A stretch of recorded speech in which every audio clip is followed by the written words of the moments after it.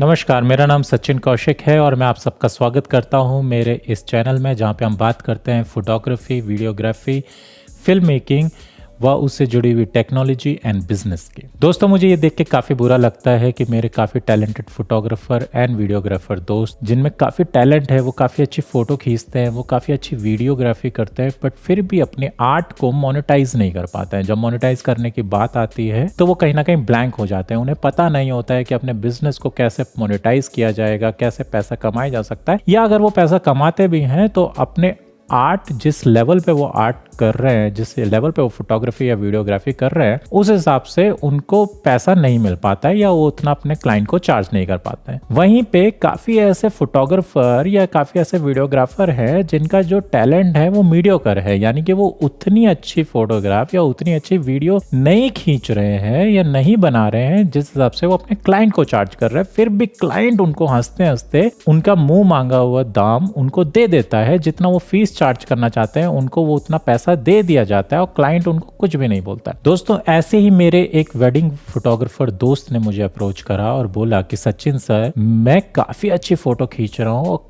मेरे क्लाइंट काफी खुश होते हैं। पिछले 10 से 12 साल से मैं वेडिंग फोटोग्राफी की लाइन में हूँ, काफी अच्छी वीडियोस मैं उनको बना के देता हूँ। फिर भी जब मैं अपने क्लाइंट को एक अमाउंट कोट करता हूं तो कहीं ना कहीं वो मुझसे चाहते हैं कि मैं इसमें या तो उनको डिस्काउंट दूं या फिर वो मुझसे कहते हैं कि आप काफ़ी हाई चार्ज कर रहे हैं, कृपया। तो मैंने सोचा क्यों ना इस बारे में एक वीडियो बनाई जाए और ताकि मेरे उन फोटोग्राफर दोस्तों की मदद हो सके जो कि अपने आर्ट में बहुत अच्छे हैं पर फिर भी एक प्रॉपर चार्ज वो अपने क्लाइंट को कोट नहीं कर पा रहे, एक प्रॉपर फीस उनको नहीं मिल पा रही है, जिस वजह से वो उस लेवल की फोटोग्राफी या उस लेवल की वीडियोग्राफी अपने क्लाइंट को नहीं दे पा रहे जिस लेवल की वो कर सकते हैं या करना चाहते हैं। साथ ही साथ मैं चाहता हूं कि इस वीडियो से उन फोटोग्राफर या उन वीडियोग्राफर की भी हेल्प हो सके जो कि इस सेम सिचुएशन में है। जब मैंने अपने उस काबिल फोटोग्राफर दोस्त से ये पूछा कि मान लेते हैं कि अगर क्लाइंट आप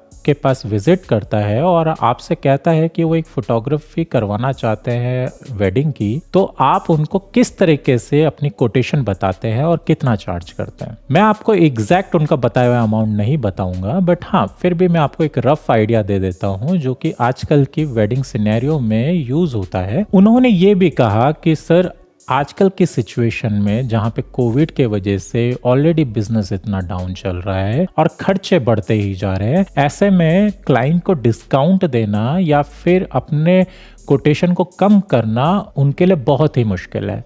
तो इस बारे में किया क्या जा सकता है? जिस तरीके से मैंने मार्केट में रिसर्च करने के बाद मुझे ये पता चला कि जनरली एंड ज़्यादातर शादियों में जो कोटेशन क्लाइंट को दी जाती है वो अराउंड 30 to 35,000 के बीच में होती है। हम इस सिनेरियो को समझने के लिए फर्ज कर लेते हैं कि मेरे काबिल दोस्त कोई भी क्लाइंट इनके यहाँ जब विजिट करता है और वेडिंग फोटोग्राफी के लिए उनको असाइनमेंट देता है तो वो 35,000 का उन्हें कोट करते हैं। तो होता क्या है जनरली कि कस्टमर के पास चॉइस नहीं रहती है, क्योंकि आपने उनको एक ही कोटेशन उनको कोट कर दी, एक ही आपने उनको प्राइस बता दिया, जी आपकी फोटोग्राफी का ये प्राइस रहेगा। और ज्यादातर वेडिंग फोटोग्राफर या किसी भी तरीके के और फोटोग्राफी करने वाले या वीडियोग्राफी करने वाले मेरे काबिल दोस्त यही सिनेरियो अपनाते हैं कि उनके पास एक ही कोटेशन होता है और वो उसको अपने हर क्लाइंट या हर कस्टमर को बताते हैं, जो कि कहीं से भी गलत नहीं है।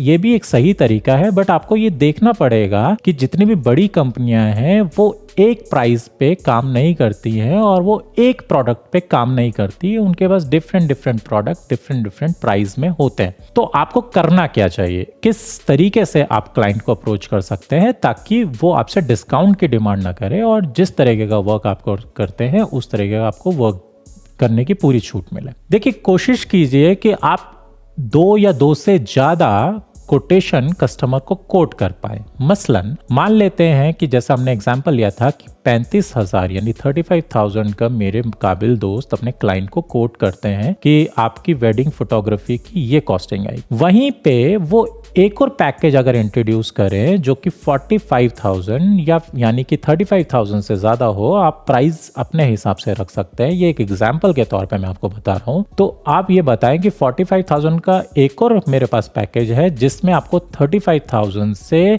कुछ फैसिलिटीज एक्स्ट्रा मिलेंगी और वो ये पर्टिकुलर फैसिलिटीज हैं। और इसके अलावा मेरे पास एक और पैकेज है जो कि 35,000 से कम का है, जो कि 25,000 का आता है, जिसमें आपको ये पर्टिकुलर फैसिलिटीज मिलती हैं और जिसमें आप 35,000 में अगर जाते हैं तो आपको ये 25,000 से एक्स्ट्रा फैसिलिटीज इसमें मिलती हैं जो कि आपको 25,000 में नहीं मिलेंगी। तो इससे होता क्या है? इससे ये होता है कि क्लाइंट के पास एक चॉइस करने का ऑप्शन आ जाता है। वो चूज कर सकते हैं कि उनको किस तरीके का काम आपसे कराना है और किस प्राइस रेंज में उनको वो काम मिलेगा, और वो अपने हिसाब से एक अपने अमाउंट से या अपनी एक नीड के हिसाब से एक आपको कोटेशन चूज करके बता देंगे और उस हिसाब से आप काम कर सकते हैं। एक और मेरे काबिल दोस्त ने मुझसे ये पूछा था कि सर, काफ़ी बार जब हम कस्टमर को कोटेशन कोट करते हैं तो कस्टमर ये कहते हैं कि मुझे दूसरे फोटोग्राफर या वीडियोग्राफर के पास सेम असाइनमेंट के लिए उन्होंने मुझे आपसे कम कोट किया है, तो मैं आपके पास क्यों काम कराऊं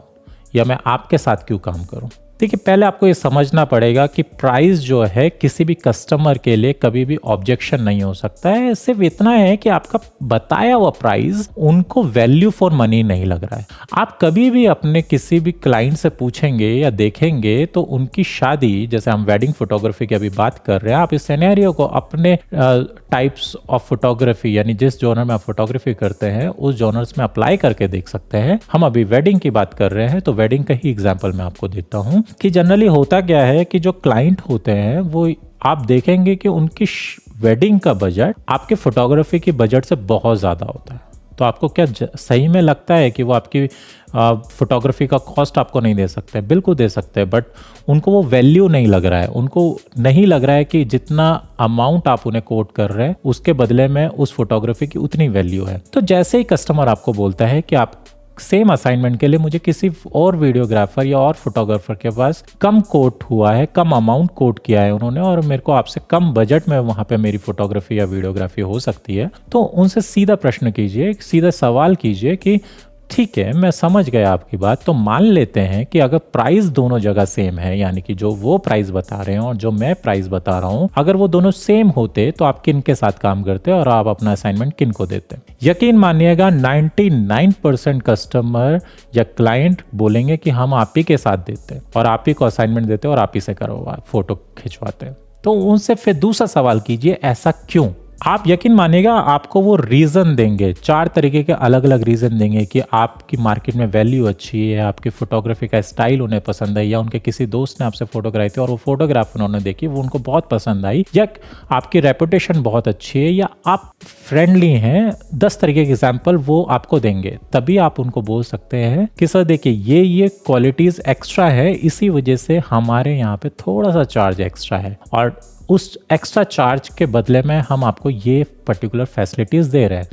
तो यकीन मानिएगा प्राइस कभी भी ऑब्जेक्शन नहीं रहा है। आप चाहे 35,000 कोट करें, चाहे 5 लाख कोट करें, चाहे 15,000 कोट करें, हमेशा कस्टमर ये चाहता है कि थोड़ा सा अमाउंट वो कम दें और थोड़ा सा उनको डिस्काउंट मिले। पर जब आप उन्हें चॉइस दे देते हैं तो उनके पास एक ऑप्शन हो जाता है चूज करने का और अपनी नीड के हिसाब से आपसे फोटोग्राफी कराने का। ये मैंने आपको एक ऑब्जेक्शन होता है जो कस्टमर का, जो जनरली कहते हैं कि दूसरी जगह हमें आपसे सस्ता कोटेशन मिल रहा है तो हम आपके पास क्यों कराए, तो उसको किस तरीके से हैंडल किया जाता है ये भी मैंने आपको इस वीडियो में बताने की कोशिश करी है। आशा है मेरी वीडियोस आपको पसंद आ रही हैं और इनसे कुछ सीखने को मिल रहा है। अगर मेरी वीडियोस अच्छी लग रही है तो लाइक कीजिए, सब्सक्राइब कीजिए, शेयर कीजिए, अपने दोस्तों को बताइए, अपने रिश्तेदारों को बताइए और कमेंट करके मुझे अपने सुझाव देना ना भूलिएगा।